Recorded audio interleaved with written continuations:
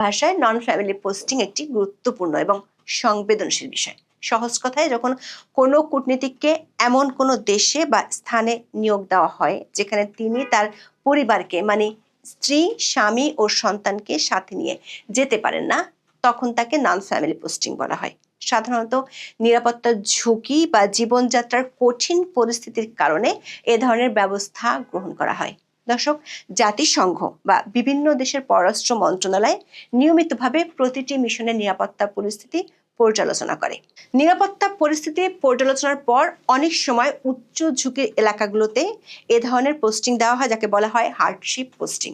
সব hardship posting নন family নয়, কিন্তু সব নন ফ্যামিলি পোস্টিং এ মূলত উচ্চমাত্রার হার্ডশিপ জোনের অন্তর্ভুক্ত। এক্ষেত্রে পরিবার ছাড়া থাকার ক্ষতিপূরণ হিসেবে কূটনীতিকদের বিশেষ হার্ডশিপ অ্যালাউন্স, অতিরিক্ত ছুটি এবং নির্দিষ্ট সময় পরপর পরিবারের সাথে দেখা করার জন্য বিমান টিকিট প্রদান করা হয়।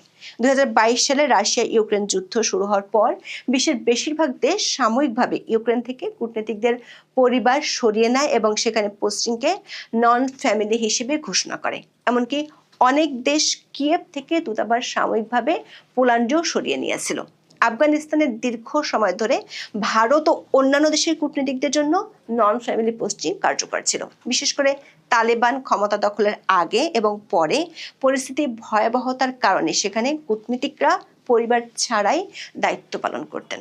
বর্তমানে নিরাপত্তার অভাবে সেখানে মিশন কার্যক্রমও বেশ সীমিত। এছাড়া যুদ্ধ এবং অভ্যন্তরীণ সশস্ত্র সংঘাতের কারণে ইরাক, সিরিয়া, লিবিয়া, ইয়েমেনে বেশিরভাগ দেশই তাদের কূটনীতিকদের নন ফ্যামিলি পোস্টিং দিয়ে থাকে। দিল্লির পররাষ্ট্র মন্ত্রণালয়ের সূত্রে জানা গেছে, ভারত সরকার সাধারণত অত্যন্ত উচ্চ নিরাপত্তা ঝুঁকিপ্রবণ দেশগুলোতে তাদের কূটনীতিকদের জন্য নন ফ্যামিলি পোস্টিং বা নো চিলড্রেন পোস্টিং দিয়ে থাকে। তবে কূটনৈতিক সম্পর্কের টানাপোড়েন বা স্থানীয় পরিস্থিতির ভিত্তিতে এই তালিকা মাঝে মধ্যে পরিবর্তিত হয়। হিন্দুস্তান টাইমস বলছে, নন ফ্যামিলি পোস্টিং ভারতীয় কূটনীতিকদের জন্য সবচেয়ে কঠোর নিরাপত্তা ব্যবস্থাগুলোর একটি। পাকিস্তানের ক্ষেত্রে ভারতের একটি দীর্ঘস্থায়ী এবং কঠোর নীতি রয়েছে। ভারতের সাথে সম্পর্কের চরম অবনতি এবং নিরাপত্তার কারণে ইসলামাবাদে নিযুক্ত ভারতীয় কূটনীতিকদের জন্য বর্তমানে নো চিলড্রেন নীতি কার্যকর রয়েছে। অর্থাৎ কূটনীতিকরা সেখানে জীবনসঙ্গীকে মানে স্ত্রী বা স্বামীকে নিয়ে থাকতে পারলেও সন্তানদের নিয়ে থাকতে পারেন না। এটি নন ফ্যামিলি পোস্টিং এর একটি ধরন। বাংলাদেশের জন্য নেওয়া সিদ্ধান্তকে সতর্কতামূলক পদক্ষেপ হিসেবে দেখা হচ্ছে। প্রশ্ন হলো, ভারত কেন বাংলাদেশকে আফগানিস্তান, ইরাক, দক্ষিণ সুদান কিংবা ইউক্রেনের সমপর্যায়ে ফেলে বাংলাদেশের মিশনগুলোকে নন ফ্যামিলি পোস্টিং ঘোষণা করলো?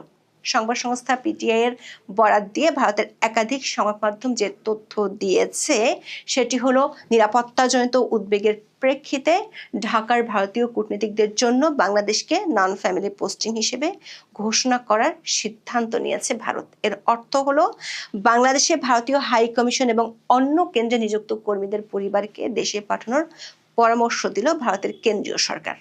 ভারতের কূটনৈতিক সূত্রগুলো বলছে, নির্বাচনকে ঘিরে বাংলাদেশের নিরাপত্তা পরিস্থিতি পর্যালোচনা করে বাংলাদেশে ভারতীয় কর্মকর্তাদের সর্বোচ্চ সতর্ক থাকতে বলেছে দেশটির পররাষ্ট্র মন্ত্রণালয়। বিশেষ করে আগামী 23শে জানুয়ারির পর থেকে খুব জরুরি প্রয়োজন ছাড়া দূতাবাস ছেড়ে কোথাও না যাওয়ার পরামর্শ দেওয়া হয়েছে। তার আগে দূতাবাসের কর্মকর্তাদের পরিবারের সদস্যদের নিজ দেশে ফেরত পাঠানোর নির্দেশ দেওয়া হয়েছে।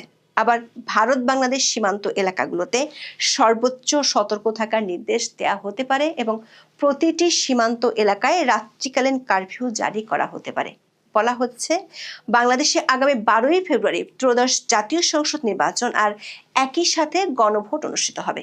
গত 12ই ডিসেম্বর থেকে 29শে ডিসেম্বর পর্যন্ত মনোনয়নপত্র জমা নেওয়া হয়েছে।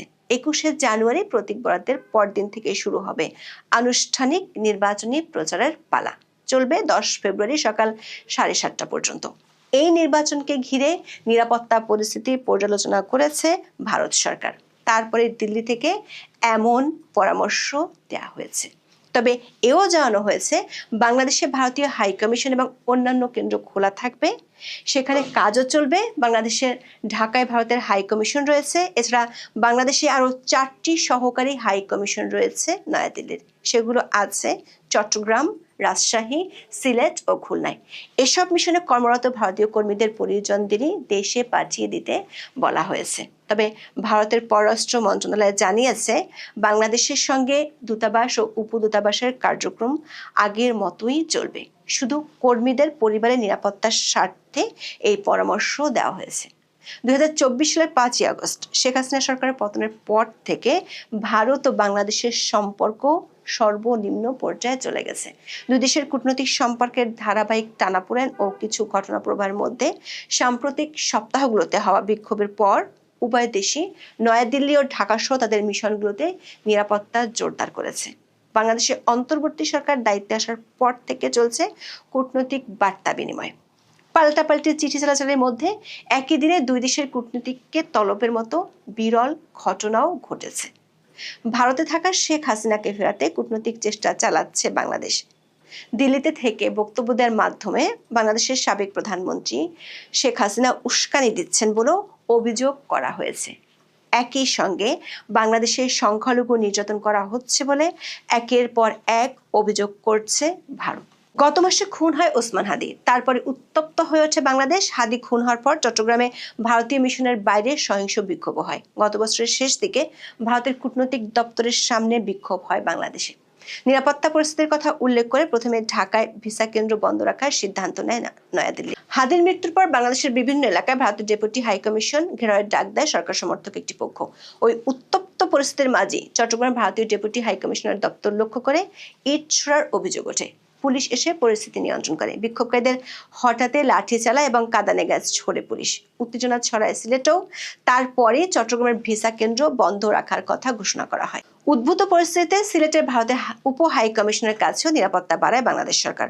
অন্যদিকে বাংলাদেশ পুলিশের ওয়েবসাইটের তথ্য বলছে, মোহাম্মদ ইউনূসের নেতৃত্বাধীন অন্তর্বর্তী সরকার আমলে সে দেশে অপরাধ বেড়েছে। অপহরণের অভিযোগ 2024 সালের তুলনায় 2025 সালে বেড়েছে 71%। ডাকাতির অভিযোগও বেড়েছে প্রায় 37%। তবে এরই মধ্যে সাবেক প্রধানমন্ত্রী বিএনপির সাবেক চেয়ারপারসন খালেদা জিয়ার মৃত্যুর পর ভারতের শীর্ষ নেতাদের সফর ও শোক বার্তা ঢাকা দিল্লি সম্পর্ককে হঠাৎ উষ্ণ করার চেষ্টার বিষয়টিও সামনে আসে। সবশেষ তারকা ক্রিকেটার মোস্তাফিজকে আইপিএল থেকে বাদ দেওয়ার পর বাংলাদেশ ভারতে টি-20 বিশ্বকাপ খেলতে যেতে অস্বীকৃতি জানিয়েছে। বাংলাদেশের অবস্থানের কারণে টি-20 বিশ্বকাপ থেকে দেশের বাদ পড়ার শঙ্কা দেখা দিয়েছে। এসব নিয়ে আলোচনা সমালোচনার মধ্যে বাংলাদেশের পরবর্তী নির্বাচনের সপ্তাহ তিনেক আগে ভারতীয় সংবাদ মাধ্যম খবর দিল, এবার বাংলাদেশে হাই কমিশন এবং সহকারী হাই কমিশনের কর্মকর্তাদের সতর্ক করল ভারতের পররাষ্ট্র মন্ত্রণালয়। এর কারণ হিসেবে হিন্দুস্তান টাইমসকে বিষয়টি সম্পর্কে জানেন এমন এক কর্মকর্তা নাম প্রকাশ না করে বলেন, বাংলাদেশে উগ্র ও চরমপন্থী গোষ্ঠীর হুমকি এবং মোহাম্মদ ইউনূসের নেতৃত্বাধীন অন্তর্বর্তী সরকার পাকিস্তানের স্বার্থ সংশ্লিষ্ট বিভিন্ন বিষয়কে অগ্রাধিকার দেওয়ার কারণে বাংলাদেশে ভারতীয় কর্মকর্তাদের পরিবারের নিরাপত্তা নিয়ে উদ্বেগ বেড়েছে। এই পরিস্থিতিতে সতর্কতামূলক ব্যবস্থা হিসেবে কূটনীতিকদের নির্ভরশীল সদস্যদের ভারতে ফিরে যাওয়ার পরামর্শ দেওয়া হয়েছে। হাইকমিশন ও 4টি সহকারী হাইকমিশনে কর্মরত কর্মকর্তাদের পরিবারকে আপাতত দেশে ফেরার নির্দেশ দেওয়া হয়েছে। তবে কূটনীতিকদের পরিবার কবে আবার বাংলাদেশে ফিরতে পারবেন সে বিষয়ে এখনো কোনো স্পষ্ট সিদ্ধান্ত হয়নি।